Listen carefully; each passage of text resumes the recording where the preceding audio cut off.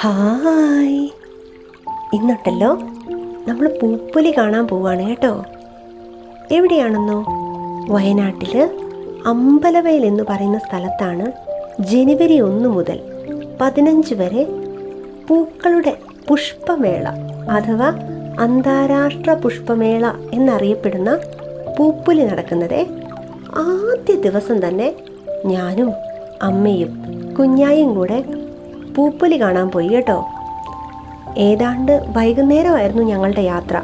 അതുകൊണ്ട് തന്നെ അത്യാവശ്യം നല്ല രീതിയിലുള്ള തിരക്കുണ്ടായിരുന്നേ.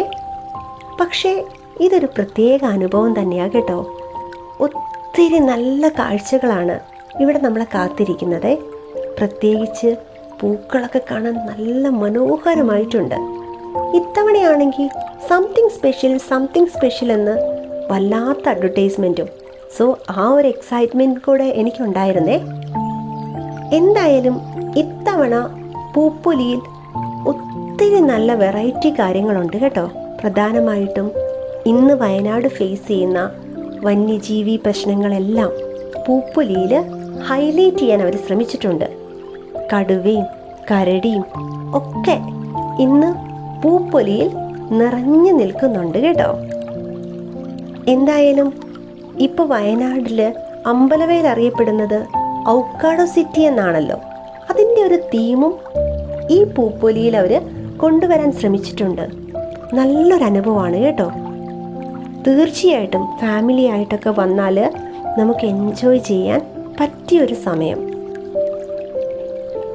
കണ്ണിനും മനസ്സിനും കുളിർമ നൽകുന്ന ഈ പൂക്കളുടെ വസന്ത കാലഘട്ടം ആസ്വദിക്കുവാൻ എല്ലാവരെയും ഞാനും ക്ഷണിക്കുന്നുണ്ട് കേട്ടോ.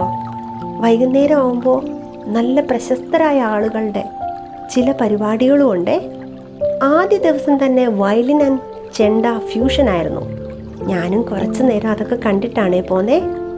നോക്കിക്കേ, ആ കാഴ്ചകളിലേക്കാണ് ഞാനിന്ന് നിങ്ങളെ കൂട്ടിക്കൊണ്ടു പോകുന്നത്.